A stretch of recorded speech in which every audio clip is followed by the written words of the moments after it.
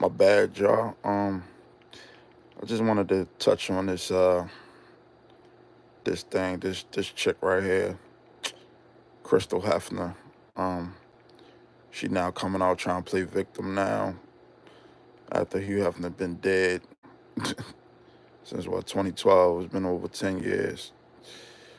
So I saw this article on the New York Post, and so I'm gonna just read through this, and you know I like to give my insight to brothers, like I said in my other video, and it's just really hilarious now that after this man died, now you want to talk about you want to get past this chapter in your life, and you want to play the victim or whatever. You know what I mean? Like, yo, you knew what you was doing. These broads, man, they know what they doing, man. They just, they they all want clout, notoriety, and money. You know what I mean? It's never about the love. It's about the money. Once you kind of get into this level of entertainment and all that, you know, they shorty just now want to play the victim. All these broads now, my age and younger, and or my age and older now, they knew what they was getting themselves into. You know what I mean? Now they want to play the victim and cry wolf and shit like that. It's like, nah, man. Just ride off into the sunset. You got some bread from the dude estate or whatever. Just keep that shit moving, man. You know what I mean? But yeah. So all right. So Crystal Hefner reveals finding camera peepholes at the foot of Hugh Hefner's bed where he claimed to film A-list celebs. He just shrugged. Of course, he just shrugged. And why was you surprised? I mean, you knew what you was getting yourself into. You know what I mean? So it shouldn't really be a surprise at all. You know, it's just this stuff is hilarious to me, man. Like all these, like, and really, it be these broads that's like pushing 40 or past 40. You know what I mean? They hitting the wall. Life is coming at you pretty fast. These guys that that was checking for you at one point in time ain't really checking for you like that no more. And honestly, a lot of dudes, they just don't even really want to deal with a lot of these women, man, because they got so much mental baggage, and just mental issues. You know what I mean? And a lot of dudes ain't really trying to deal with a lot of that shit. You know what I'm saying? So, but let's go on and read this giant. There were lights, lots of action, cameras in Hugh Hefner's bedroom. Of course they were. So she reveals in a memoir, she got this little book or whatever. She said little spy holes at the foot of her late husband's bed, evidence he was taping his sexual escapades. Shorty, you already knew what he was doing. You know what I mean? Um, and he said, he did a lot of filming and all that. And here's the thing, man. Like once you get into a certain level of the entertainment sphere, you know, there's no holds barred. You know what I mean? It's a lot of stuff going on. It's a lot of sexual escapades. Uh, just a lot of evil stuff. You know what I mean? Look at Harvey Weinstein. Look at the one dude that died in prison. I can't think of your name right now off the top of my head. Um, Jeffrey Epstein. My bad, y'all. Jeffrey Epstein. Him and all the dirt they were doing and all that. Now all this stuff, now all this shit now is coming out. Yo, I wouldn't be surprised if some real big bombshell stuff come out about this dude. And I'm talking about Hugh Hefner, because quiet as kept, he's still kind of protected a little bit. You know what I mean? Like, it's people that's coming out and saying stuff, but it ain't really sticking. I guess some people are just like, we ain't really trying to hear that. We knew, you knew what you were signing up for, talking about the girls that was sending them pictures, and they wanted to be the Playboy bunnies and all this and all that, whatever. You know what you was getting yourself into. You know what I mean? Nobody's trying to save you now, you know? So let me see. I'm scrolling down.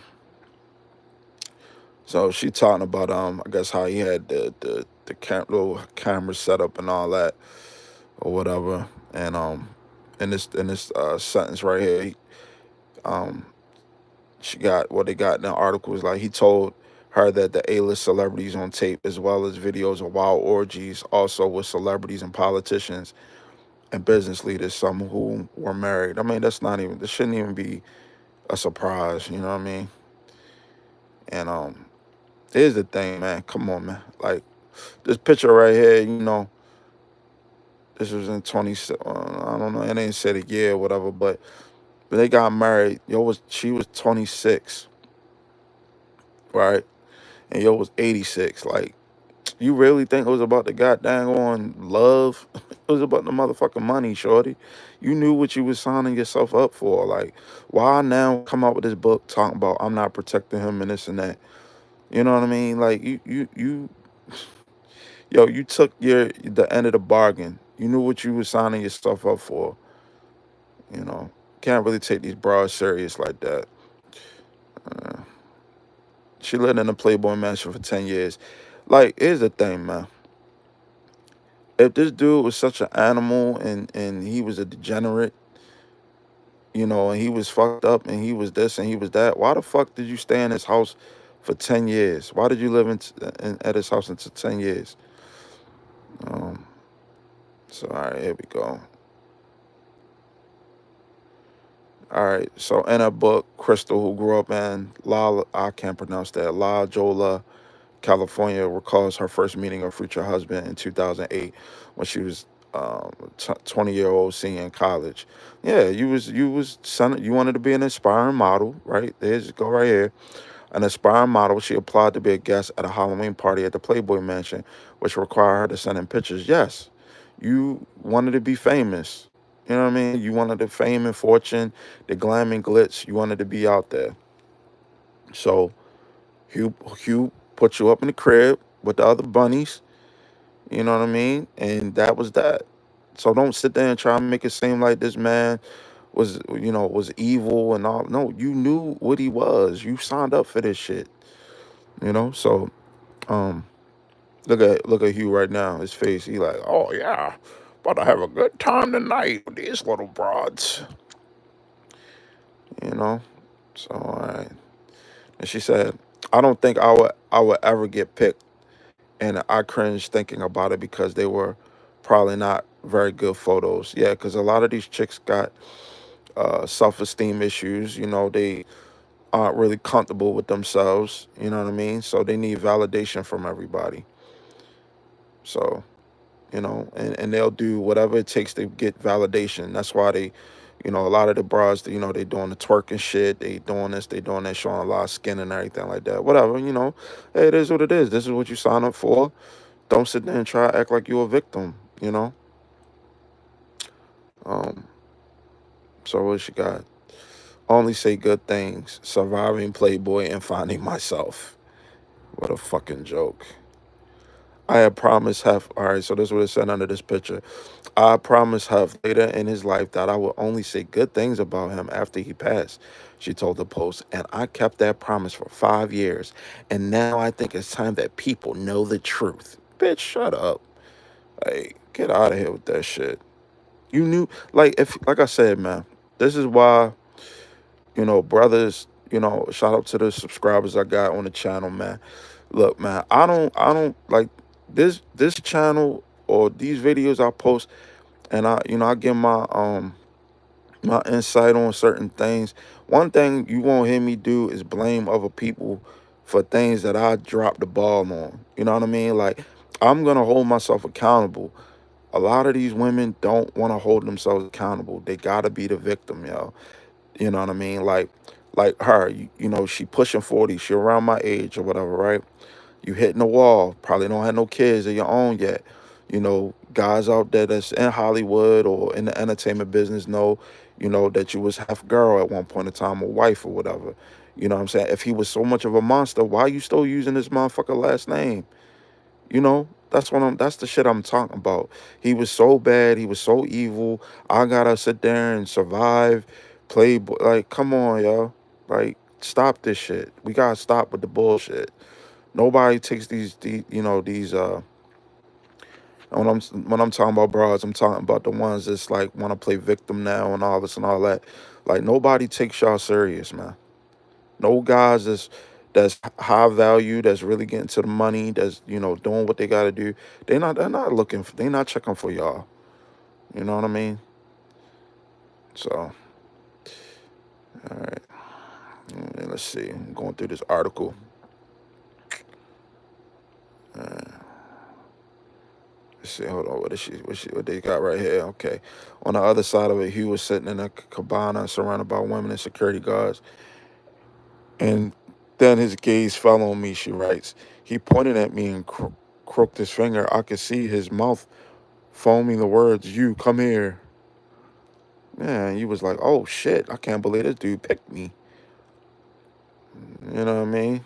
She spent the night in a spectacular and crowded bedroom where she, Christina and Carissa, Christina and Carissa Shannon, the twins who were his girlfriends at the time, and a girl named Amber took turns pleasing Hef. Yeah, exactly. He was just, he was just, a concubine basically. You was fine with that. You was fine with that position because you didn't think he was gonna pick you. And then he picked you, and he was like, "Oh shit, I can't let this go. I can't go back to college." And go through school and finish school and be a good man's wife. You know, no, I gotta be the side broad. All right, there was no kissing or romance or intimacy. All right, exactly. Of course it wasn't. Hefter's trying to get his rocks off. He old. He ain't got time for that. Gotta take a lot of Viagra and all that. Get the manhood thing working or whatever. Try to get that shit working and get it up.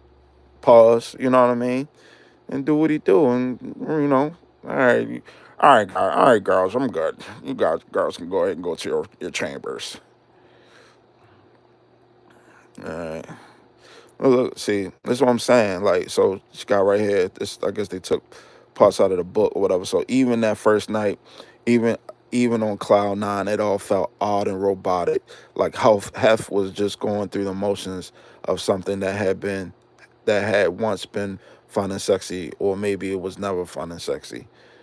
Yeah, at this point, he's just going through the motions, man. He just like, yeah, I like you. I'm just going, you know, wear you out real quick and just go about my business. Yeah. So she quickly moved up the ranks and became Hef's main girl, quote unquote. In 2010, he presented Crystal with an engagement ring, but never actually popped the question. He just handed it to me in a box and said that he hopes it fits. She said, like I said, man, at this point, man, it's never ever about the love. It's all about the money. Hef know that. That's why he just tossed the ring at you and like, come on, shorty, like stop playing. Like, I mean, I've been down this rodeo before, you know. But if you was a victim and you felt violated, and Hef was such a creep, and Hef was such an animal and a sexual predator, why the fuck did you get married to him? You ain't had to do that. Hef didn't put no gun to your head and was like, bitch, get on, bitch, come on, walk down this aisle. We gonna do this. Nah, you decided to do it yourself.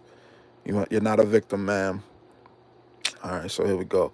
Although she got cold feet and secretly moved out the mansion just days before their nuptials, she eventually returned and tied the knot with Hefner in 2012 and purposely um, chose to wear a pink dress because it didn't feel real. Yeah, whatever, whatever. All right, so here we go. He still wanted sex to be a group activity, though, and that, while distasteful, was better than the alternative. She writes, yeah, the alternative is you not being his wife, you being out in the street, you struggling, you being a struggling actress, model, you know. Dudes ain't really checking for you because they know you have a girl, you're a side thing, you're a concubine. These guys that are serious ain't gonna really take you serious. So it is what it is. You did this to yourself. All right. So the handful of times he tried to be romantic or intimate with me, only me, it was just awkward. It was clear he had no idea how to do it. Yeah, because he bring, how many bras is he just bringing in and out, Yeah, so like I said, this this book You know, not the New York Post itself, but they're just reporting what was in the book. But they're her words and the way she putting her shit together or whatever is trying to make her paint herself as the victim and the other girls as the victim. But they made that choice to live that lifestyle. Um, he wanted us to flash the camera, pull up our skirt, spread our legs, show everything. Well, I mean, he didn't force you to do it. You did it yourself. You know. So now it's all right. I'm getting to the end of this article. Her future plans includes finding a good person to start a family with. See what I'm saying? That's all it is, brothers. Like it's not. They hit this wall, man. Like these chicks. That's like Gen X, late millennials.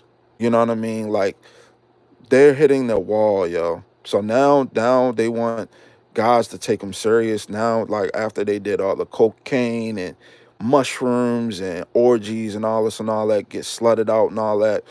Now all of a sudden now they want to have a family. Now, like what you should have been wanting that from the beginning when you was in college. You know what I'm saying? Like if you had a good father, your father should have been angry, angry that you're marrying a man of a caliber of Hugh Hefner that's 60 years your senior. You know what I'm saying? Like, why the fuck? Like, I wish my daughter did that shit. Nah, I'm gonna have issues with that man. Not because I don't think older men can, can't date younger women. You know what I mean? It's just a level. It's like, damn, shorty, you old enough to be a grandfather, bro. That's just ugh. You know what I mean? I could see if you 10 years older, okay. 15 years older, okay. But once you get, 20, 30 years and all that, it just gets a little weird. It's like y'all don't really have nothing in common. You know, um, the conversations, with a chick that young is really not going to be a lot of depth in those conversations. And I'm just being 100% honest and real. You're not going to really have too much to really relate to. But I understand that women, they want hypergamy, like, they want guys that got power, money, influence, and all that shit. I totally understand that. Ain't nothing wrong with that. That's just how women are designed. But now, you coming out now saying that, now you want to find a good person to start a family with. Like, if your dad would have, got you right as far as, you being a young lady and you should be looking at your dad like I want to marry a guy that's like my dad as far as like giving me that vision and that's a good dad or good leader or whatever, you know what I'm saying? But yeah, man, like I said, man, once these chicks, these all these broads that was in the club scene back in the day, you're not seeing them.